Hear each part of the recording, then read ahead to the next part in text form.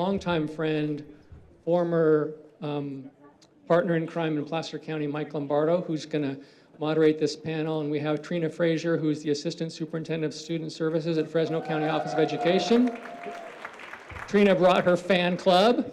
Dr. Stephanie Houston, the Assistant Superintendent of the Innovation and Engagement at San Bernardino County Superintendent of Schools. Haley McCrary is a Senior Managing Consultant at Mathematica. Rick McManus, the Principal Researcher at the Children and Youth Behavioral Health Initiative. Dr. Sohil Sood, Director of CYBHI, and they're going to tell us everything you ever wanted to know about transforming together. Mike? I have a time frame. But what I want to do first is I want everybody to stand up again. So give you a chance to wiggle out some energy. And I'd like to do a big round of applause while you're standing for the youth that are here.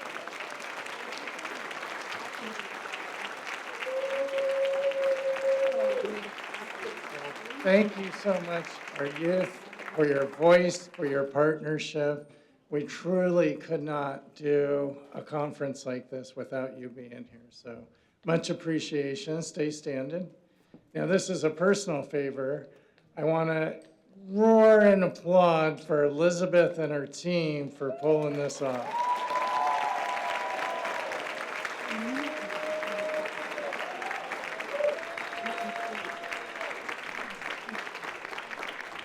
Awesome. Thank you so much. So I'm up here and God, I can almost not even think straight. My mind is just blown when I look around the room at all the individuals here throughout the state of California that are helping children and families. Like, you are fierce advocates for our youth and families. And we're here together in one room in partnership with our child welfare partners, our mental health partners, and just so much appreciation to all of you for being here in this really unique setting. So thank you so much. So we're going to talk about transforming together over the next 45 minutes-ish. And as Richard already introduced the panel, transforming together in brief, and Dr. Sood is going to talk more about it with Dr. Houston, is a statewide effort to help support integrating behavioral health, community schools, and partnerships into an ecosystem across California in 4 demonstration counties. I've never seen a collective effort to do this throughout California. The demonstration counties that you'll hear about are Humboldt, Alameda, Fresno, and Trina's here from Fresno to talk about their efforts, and Imperial, so covering the whole state. In an explicit way, how do we do this work? How do we do collective impact? We're building a guidebook with steps on how to do collective integrated ecosystem change. So I'm more than honored to be here and facilitate this panel. Okay, so we're going to kick it off now with Dr. Houston, who will tell us a little bit more about transforming together. All right, so my job is pretty easy, just to kind of tee up these amazing professionals that are here and hopefully build a bridge between some of the content that we've already heard between yesterday, the panel this morning. When we're talking about transforming together, we just heard from a panel where we were really looking at that horizontal leadership space.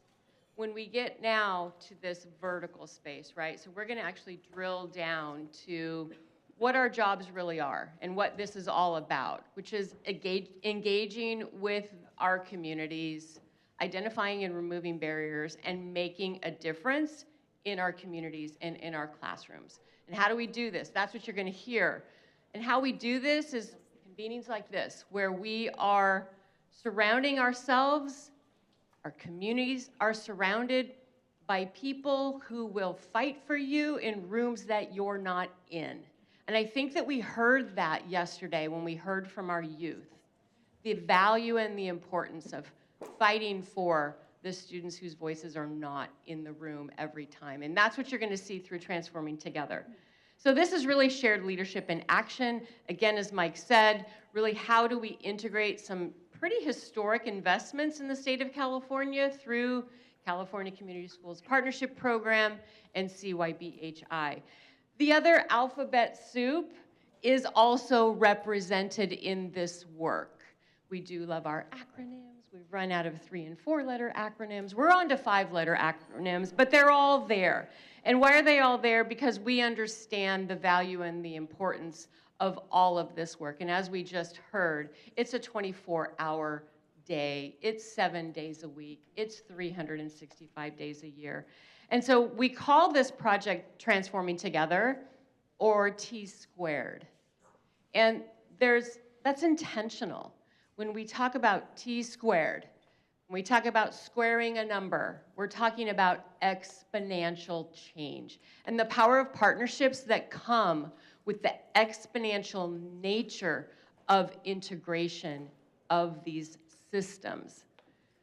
So how do we do this? We have a collaborative leadership working group that is represented by many of the grass tops and the grassroots so that we can find that space of not only influence, but also authority to really impact change.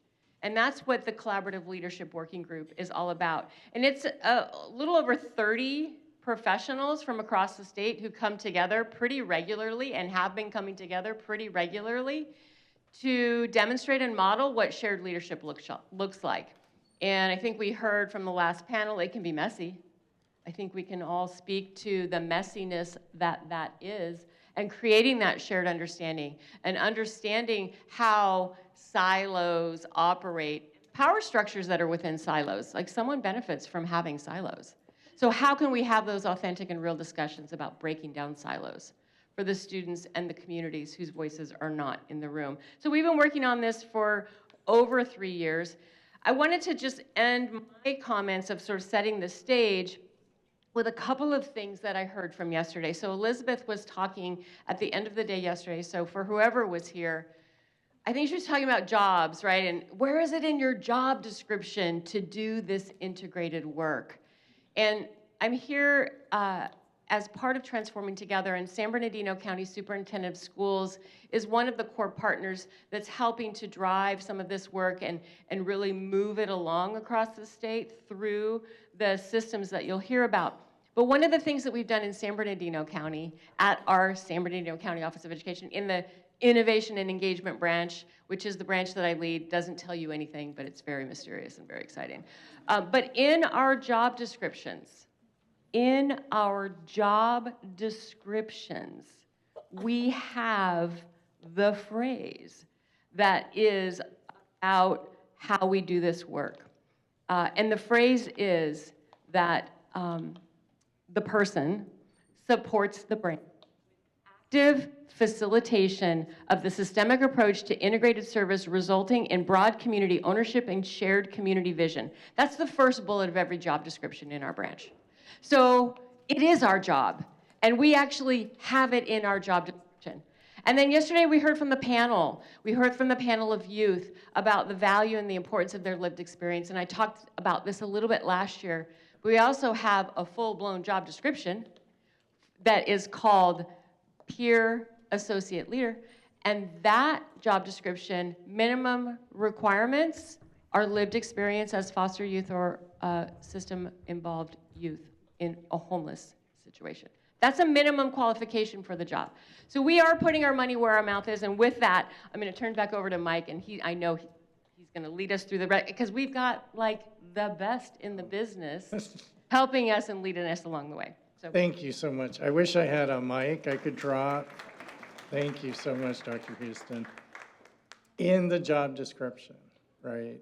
So this is who we are as part of the work in her division. And what I forgot to say as we started, what I want you to do this conference is really think about what nuggets of information or change can we bring back to our agencies? How will we make a difference after this conference? Solid example, change a job description to include this work of who you are in an integrated effort. I'll turn it over to Dr. Sood. So for those who've seen me present before, you've probably seen these slides before. This is the overview of the Children and Youth Behavioral Health Initiative. And I just start with this to say, very much apropos to the conversation we just had in the last panel, we got to meet kids where they are. And this is where they are, right? They're a little bit in the doctor's office, but much more so in schools, in homes, in communities, and online. And just, shout out to all the papers you have on your desk here about many of the different digital tools that are out there. Happy to just note that now more than 400,000 children and youth have used Soluna and Bright Life Kids to some degree. So it's very exciting, and just appreciate all of your efforts to continue to spread the word there. And if you ask youth, as we do, right, one of the cores is to hold youth at the center. This is what they ask us to do. They ask us to transform together. We've asked thousands of them through many different shapes and forms. This is a really key guiding North Star paper, recommend everyone read, called Youth at the Center, that has 12 calls to action, and certainly not asking you to put on your magnifying glasses to look at the small print here, but shift thinking, reimagine services, transform systems, right? This is what the youth are asking us to do. And I think most folks at the last panel and this panel say, yes, but how? And then the next step is we've worked on trying to lay that out to some degree, right? Working with breaking barriers, working with a lot of experts in many respects, aligned on really 10 focal components of that ecosystem. Like, what does it actually look like? What are the key things we need to have in place for this to happen? So a shared vision, a mindset, a culture, the right structures, the right functions, the right processes, the right outcomes. And even after this, the question is, yes, but how? And that's really what has led to this work here about transforming together. I think Dr. Houston covered a lot about the goals of it. I'll just go one step deeper and say there is this group, right, this collaborative leadership working group that is a multidisciplinary space that brings lots of people together. But then I think the real key things that I'm excited about are the next two bullets, which is how does this look like in any given county?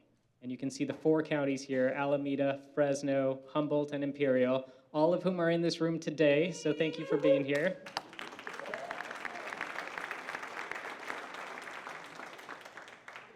And you can take it from some folks up here, but ask them, like, how's this going? What does this actually look like to transform together in your county, in that system? And then we're also hard at work to writing an even more concrete implementation guide for all of us in this room to really understand what is that. A lot of discussion in the prior panel about 2083. What if you're a little bit on the periphery there and you don't know it, but it has this potential to really create the right structure for the right leadership teams to come together at that interagency leadership side and at that executive action side.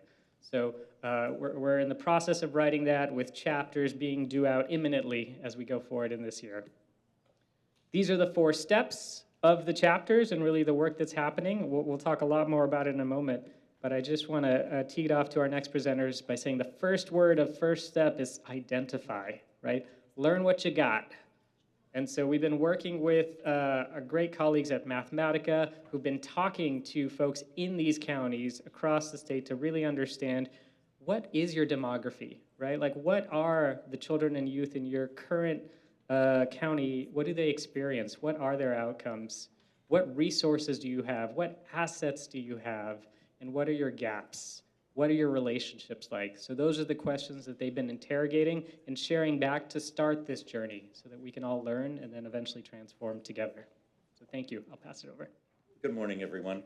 My name is Rick McManus. I'm a principal researcher at Mathematica, and I want to first thank Dr. Sood and Cal HHS for entrusting Mathematica with this important work to understand and document how well things are going with the CYBHI. And specifically here, we're talking about how integrated system mapping supports building that ecosystem of care. So my job this morning is to, as we always have to do, tee up my colleague. But I want to first share some information about our overall evaluation of the CYBHI and how this piece that you're hearing about in more detail today fits into that larger picture. So we are, in collaboration with Cal HHS, we are trying to take a holistic view of the implementation of CYBHI and tracking the behavioral health metrics that CYBHI is trying to impact over time. This slide may look like we didn't finish and we just crossed out some numbers and added them on, but actually this is to very clearly demonstrate the increasing impact that we see over time from the CYBHI. As you can see in the use of Bright Life or Bright Life Kids or Saluna, there was 132,000. We said 360,000 on this slide, and as Dr. Sood just said, over 400,000. The numbers keep pushing up, and you can see districts onboarding to the fee schedule, over 500. Certified wellness coaches, over 3,000. Individuals completing trauma-informed training, over 7,000. The impacts continue to build. We have partners with Health Management Associates, James Bell Associates, or JBA, as well as a UCLA Prevention Center of Excellence, and we do wrap up our work in June of 26. And there will be an evaluation website as well as final report articulating how we assessed the impact of CYBHI. Now, as Dr. Sood said, we have interest in looking at a deeper level across multiple counties, including the 4 that are represented here for the T-squared counties. The goal of our county case studies are to provide that deep understanding of local CYBHI implementation. The mapping of multi-sector relationships is critical to this component, as we want to collect the data through what we call our Network Ecosystem and Experiences Survey, or the NEIS, to understand how all of you in the counties are collaborating together and the level to which you all work together. The goal is to prompt these discussions, use our information to continue to push your goal of transforming together. And our goal is to provide you with the information, the data, the analysis that you need in order to take that to the next level. And so what I'm going to now turn it over to my colleague, Haley McCrary, to talk about this mapping process in more depth and to understand how we try to assess this and try to provide you the information to make a difference in your communities. All right, thank you, Rick, and thank you, Dr. Sood. So yeah, what I'd like to do today is share a little bit more about what these tools contained in these case studies, what they look like at a county level. And I'm going to do that by looking a little bit at Fresno County. So each case study provides a few tools that can be useful to build towards collaboration. And the first one is data tables. It sounds pretty boring at first glance, but really what we provide in the case studies is a variety of outcomes and indicators at a local and state level that counties can use to really understand gaps, identify needs, and identify opportunities. These aren't real time, and they're not a report card, but really they're just meant to sort of provide a shared understanding of what you're looking at across partners and across different socioeconomic indicators, health indicators, behavioral health indicators, education outcomes, things like that. It's really meant to help identify those needs and move towards shared priorities. So an example here in Fresno, not all the outcomes are here, of course, but in Fresno, we saw a full shortage of behavioral health professionals, and we saw that there were 7 child and adolescent psychologists per 100,000 youth, compared to an average of 17 statewide. So that really shows a clear gap in the behavioral health workforce that, as a county, partners can begin to discuss. The other side of the story is, of course, assets and resources, and the data tables provide that as well. So this provides a way to sort of align needs with resources and show where partners can begin to build. Here we see more non-psychiatrist behavioral health providers in Fresno than on the state average. And we also see very strong partnerships, like the All for Youth partnership between Fresno County Department of Behavioral Health and FCSS. And these are places where we can begin to match the need with the assets to begin to build. Another tool that is present in these case studies is the NEAS, as was mentioned earlier, the Network and Ecosystems Experiences Survey. The goal of the NEAS is really to help understand relationships within the county and map an ecosystem of care across partners. And in the NEAS, this is a survey, respondents rate the strength of relationships with other respondents on a scale of 1 to 5, ranging from coexist to full integration. I just want to note here that increasing collaboration is not necessarily the goal for every organization. We don't necessarily want to see or need to see integration between every organization, but this is just a way to map the strength of relationships.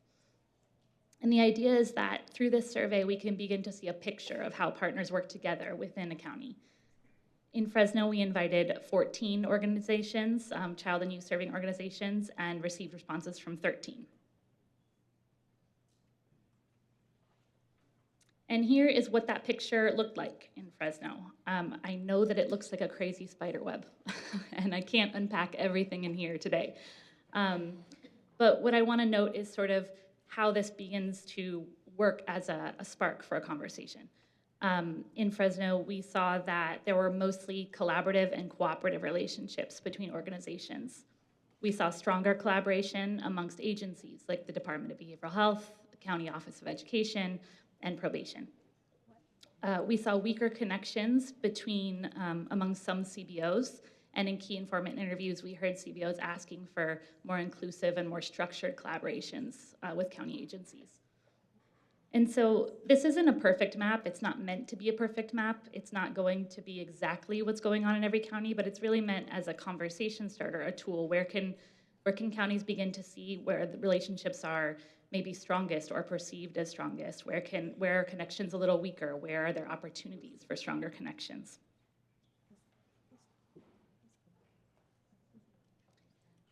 So once we have these tools, data tables, the NEAS map, our job is then how do we help counties turn this data into action?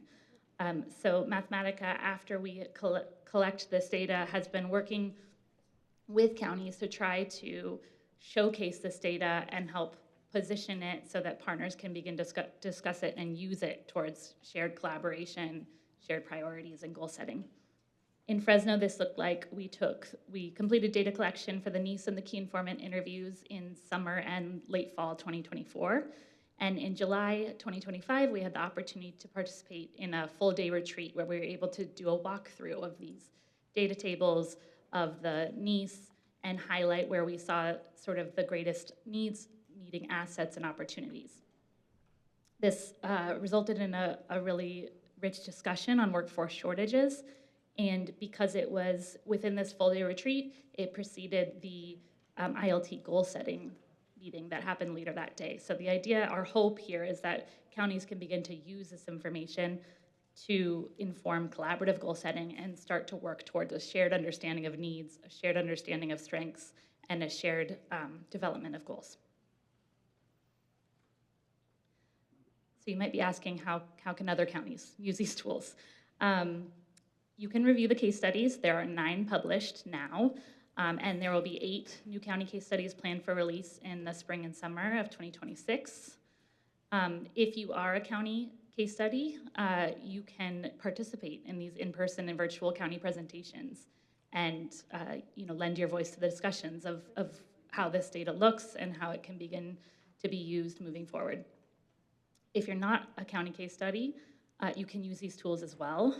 The NEAS will be publicly available on the Transforming Together website. You should all have the website, so check there, and you can begin to use it.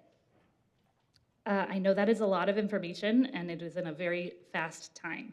But the key takeaway here, I think, for us is that at least we believe shared data, whether it's on health outcomes or relationships, can help with collaboration and foster that kind of shared understanding and movement.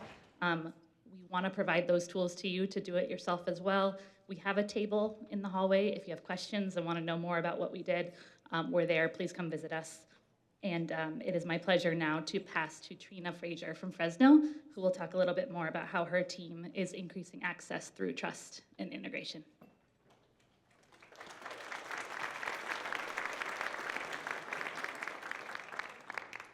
Okay, so this is quite the honor for me to get to interview Trina on this panel. I've known Trina for 10, 15 years, maybe? A long time. Long time. And have just admired the work that Trina's been able to accomplish in Fresno County. When I think of what Mathematica just talked about in Fresno County, I think about three elements that I see in place all the time, and that's systems, data, and practices. And Fresno has masterfully implemented their programs using that and have supported build an integrated leadership team in. So I want to start off, Trina, with the first question. What was the problem you were trying to solve? The problem we were trying to solve is that our youth in Fresno County were not getting enough mental health services. We looked at penetration rates, and they were very, very low. And so we wanted to create access for all, address the whole child, and a system with no wrong door. So those were our goals as we went into this. And as you did that, who were the key individuals or organizations that you thought about bringing together? And what was the vision you wanted to cover with those agencies? So we started with specialty mental health.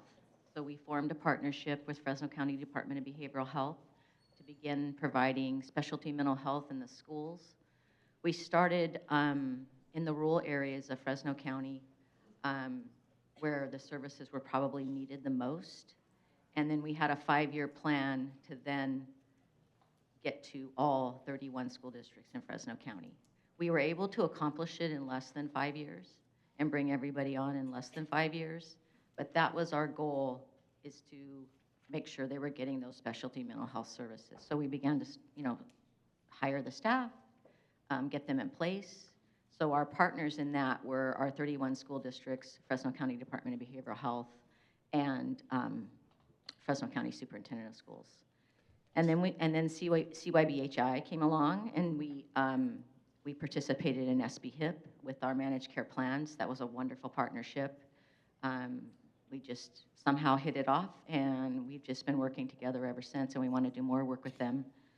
And then HCI, Healthcare Access and Information, with the wellness coaches. So they became our partner, and we started hiring wellness coaches. We received those funds, applied and received those funds. And then now the fee schedule, we're building the fee schedule. So we're providing those mild mental health services, and also formed a consortium where we have small, medium, and large school districts, and we're billing for their eligible practitioners. So Fresno County Superintendent of Schools, for 50 LEAs, provides the mild mental health services, and then we've started billing for their eligible practitioners as well. Many of our school districts are small, and they didn't have the capacity to do that billing, so we are doing that billing for them. And then came along T2, so transforming together, and that is where we're going to take community schools and behavioral health and try to combine them, integrate them together. And we've been working, and we're looking at how can we take community health employees, make them wellness coaches to build a fee schedule. So that's our newest endeavor. We're looking, we chose one pilot district to start in, Washington Unified, and they're here today. And we're really excited about all the work that's been done, and where we're coming along, and all the future ahead, So maybe one of the takeaways for people, realistic timeline. I think I heard Autumn say this too. You didn't say, oh, we're going to do this in 6 months. We're going to do this in a year. You really set realistic timeline of 2 to 3 to 5 years of implementation. And what were the 2 to 3 critical milestones in building your ecosystem? I think for us, we actually started with the specialty mental health, and integrating education and a medical model is really, really difficult.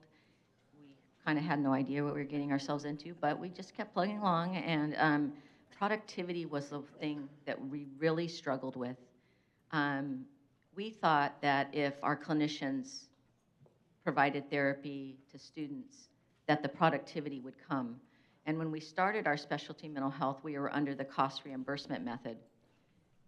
And then CalAIM reform came, and we moved to a fee for schedule. So productivity, it wasn't an option anymore. It had to be done, and we had to meet that productivity. Like, for example, our clinicians and case managers have a 19-unit productivity standard per day. So they have to see at least 5 hours of their time has to be spent providing direct services to students. So that was something, you know, that we really, it's a heavy lift, but it is worth it for sure. So hindsight is always 20/20, but if you could think back to your journey, what's the one thing you might go back in time and go, oh, I'd do that a little differently, or I'd change that? Well, I know one thing for like transforming together, taking behavioral health and community schools, we should have kind of gone down that road together in the beginning.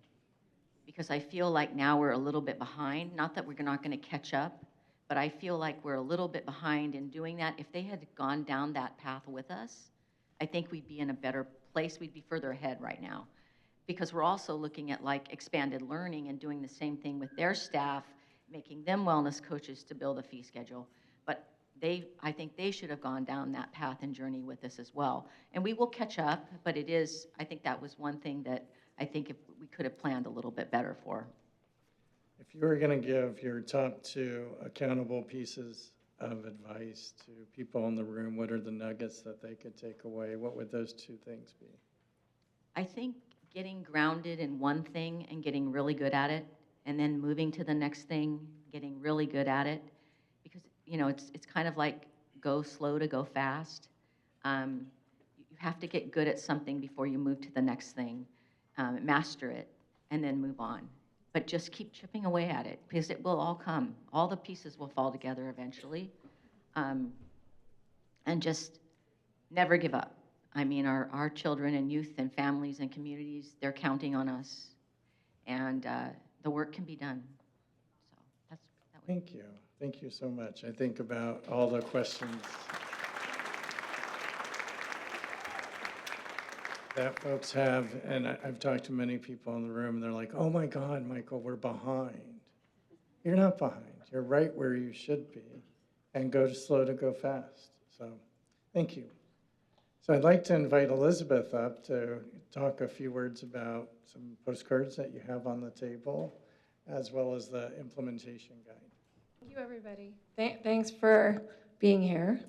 And thanks, everyone, for being here. I said this yesterday, but this work is work. This work is intentional, uniting in care and community together by, for, and with our children, youth and families, and those who serve and support them. If we think this isn't hard work, right? Is this hard work?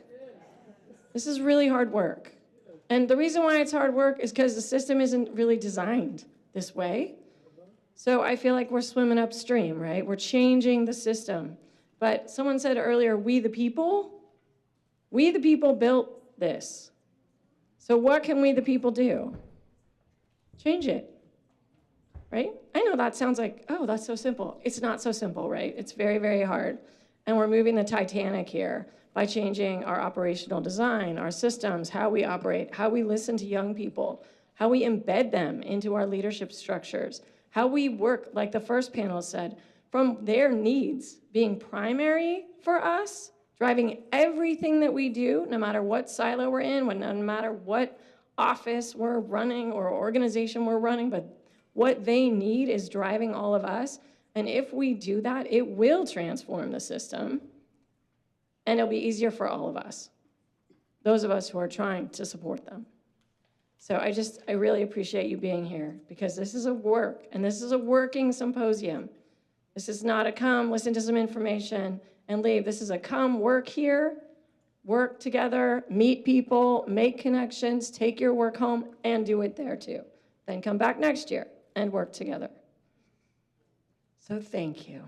Transforming together is what we're doing, and you probably, some of you, if not all of you, have this card on your tables.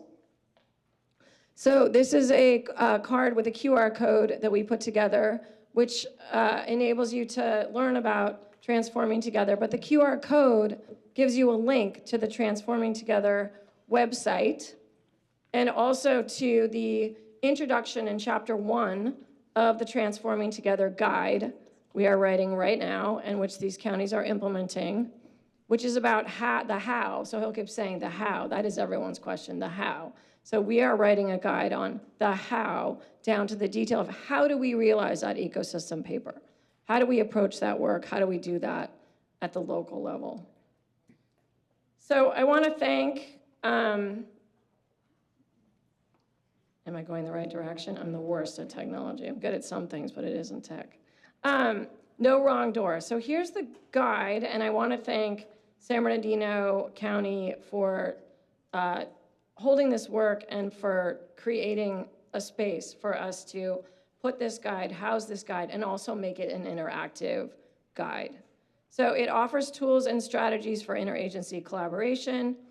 There will be resources on the T2 landing page and the DHSS website. Coming in early 2026, we'll have all of the chapters available. So check back on the website. I also want to say, I'm working really hard to build an integrated care technical assistance network. No matter what door you're coming through in this work at the local level, at the county level, at the community level, there are different people with different areas of expertise that you need to help you do this work. So those of us that are holding technical assistance capacities, whether it's CCEE, we have acronyms for everything, right? We talk about this, but the Collaborative for California Education, we have the CFPIC, the Child and Family Network. They're doing the technical assistance for the system of care. CCE is doing technical assistance for education. Breaking Barriers is doing technical assistance. DHCS is doing technical assistance on the fee schedule and how to implement the fee schedule and how to braid and blend funding. My dream, I have so many dreams, but one of them is that we put our technical assistance together so that you all can access what you need when you need it and the expertise that you need to do this work. So all these manuals and guides together so that you can actually use them to work in the field and get to the people that you need to do the aspects of work that you're actually doing, whether it's your shared leadership structures or whether it's billing the fee schedule, all of which should be one big body of ecosystem building work with shared goals, accountability, financing, information, leadership, like we said earlier. Okay, so I think that I have a video to show, which I had nothing to do with developing because I wouldn't know the first thing about how to do this, but here. This is a scrolling of the website and what you're gonna see there and all of the work that we're doing to get this all up and online. And one of the visions here is to cross-reference, as you can see at the end, some of the other publications and bodies of work that you need in the field in order to do this. So please use the site. Talk to anyone in this room. If you're struggling with an issue, reach out to people here because the answer is somewhere in this room. We don't have the answer to everything, but we have people that are expert in all aspects of this work here. And if you have a question about something you're struggling with, ask me, and I will put you in touch with someone in this room who's actually working on technical assistance and training support in that aspect, who has expertise to help you work through it. We don't have all the answers. This is evolutionary work, right? This is not gonna get solved today, tomorrow, the next day, this year, next year. But if this is our intention, we will get there. And we will get there because you're here. And we're here. And so we're gonna do it together. Stay the course together. Okay. I think I'm turning it to Mike, right? So we made it to the 45 minutes. I got a 5-minute warning, which means I might have time for 1 or 2 questions, if anybody has 1 or 2 questions from the audience. Burning questions out there. You probably have a lot of questions. Elizabeth, what's your question? We have you here. We have youth here in the room. My question is, maybe they can enlighten us as well, but how do we include them in our leadership structures? How do we actually embed them into our leadership structures? And where are we doing that well? And what would that look like and feel like for them if they were meaningfully in our leadership structures? Are there any youth here who would be willing to take a crack at answering that question?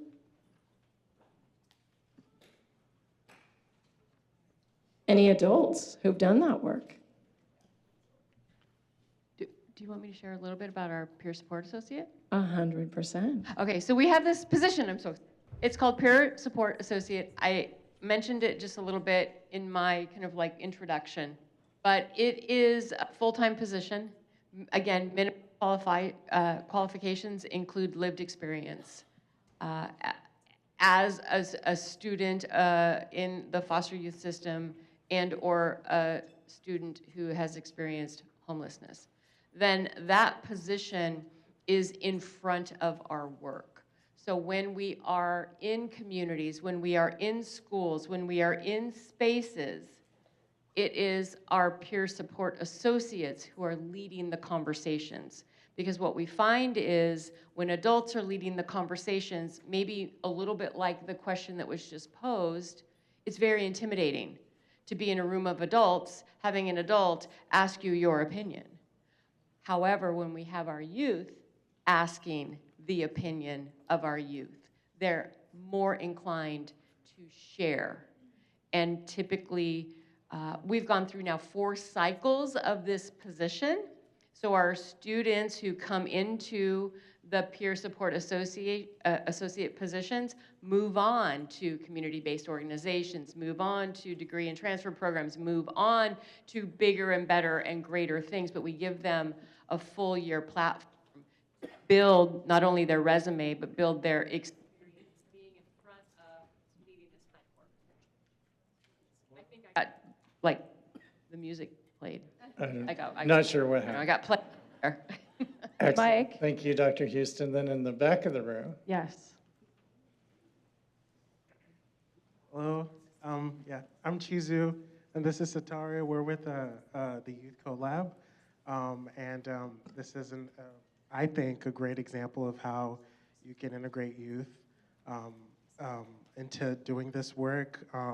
We are a part of every step of informing the mental health campaigns, and I know that my role of being a leader and a member, it gives me a sense of responsibility in voicing my opinions when we get to spaces like this, for example, because it's like, well, you made it this far, you were selected, right? So you have to really represent that youth voice.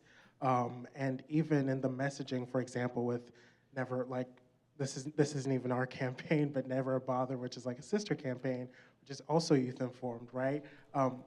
That's a campaign that I saw just independently before I got involved in this work, and it stuck out to me. And I remember saying that in one of our meetings, and they were like, "Oh yeah, that's a part of that's a CYBHI initiative." And I was like, "Oh wow!" So that was effective because it was youth, right, who designed that messaging campaign, who designed the look of that that sticker, that graphic, right, and it stayed with us. And so I think more opportunities like this need to happen, and they need to be more wide-reaching. I know that this is just this is something that is just starting out now, but I think it's definitely headed in the right direction. And with a more robust infrastructure, I really think youth can feel empowered and seen and have that sense of responsibility for their peers. So, yeah, I think this is a good example of that. Thank you. Well, on that wonderful note, thank you, Dr. Houston. Thank you, panel. Thank you, Trina, Mathematica, Sohil. Much appreciation to all my fierce advocates out here. I'm going to turn it back over to Richard.